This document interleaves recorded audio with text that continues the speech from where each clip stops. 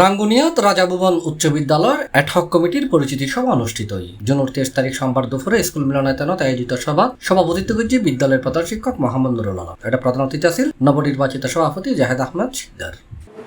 আজকে এই প্রতিষ্ঠানে আসতে পরে আমি আমার শিক্ষক গুরুদেরকে একটি কথাই বলবো, এবং আমি এখানে নিতে আসি নাই, আমি আমার সাধ্যমতো আমি দিয়ে যাব এই স্কুলে। কারণ বিগত দিনের যারা এখানে দুঃশাসনের সভাপতি হয়েছে আপনারা অবশ্যই অবগত আছেন, তারা কি করেছিল, যারা দুনিয়া থেকে চলে গেছে ওদের পরবর্তী যারা সভাপতি এদের কথাই আমি বলবো। এখানে অনেক কিছু হয়েছে, যাক আমি দীর্ঘায়িত করব না। আমি কি করতে পারি আগামীতে আপনারা আমাকে এলাকার মুরব্বি সহ অত্র প্রতিষ্ঠানের সম্মানিত প্রধান শিক্ষক এবং আমার সহযোদ্ধা শিক্ষক এবং আমার শিক্ষক গুরুরা আমাকে সার্বিক সহযোগিতা করবেন। বিদ্যালয়ের সিনিয়র শিক্ষক অশ্রু চক্রবর্তী সঞ্চালনায় বিশেষ অতিথির বক্তব্য রেখে রাঙ্গুনিয়া প্রেস ক্লাবের সভাপতি মোহাম্মদ ইলিয়াস তালুকদার, সাধারণ সম্পাদক মোহাম্মদ নুরুল আফসাদ চৌধুরী, অ্যাডহক কমিটির শিক্ষক প্রতিনিধি রতন কান্তি পাল, অভিভাবক সদস্য মুসলিম শিকদার, বিদ্যালয়ের শিক্ষক নিপুণা বড়ুয়া, বিএনপি নেতা মোহাম্মদ দিদার আলম সহ আরো অনেকেই। আপনারা হয়তো স্কুলগুলো কে দিয়েছে, কে করেছে, কীভাবে হয়েছে, আমি এক মিনিট এটা বলি। স্কুল কিন্তু সরকার কোনো দেশে কোনো সময়ে বিদ্যালয় করে নাই।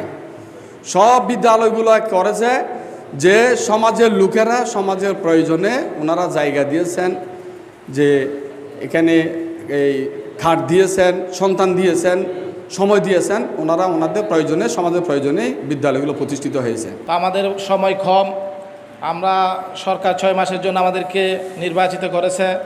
এর মধ্যে আমাদেরকে যা এই বিদ্যালয়ের জন্য উন্নয়নের জন্য ভালো হবে এরকম কিছু কাজ আমাদের করে যেতে হবে।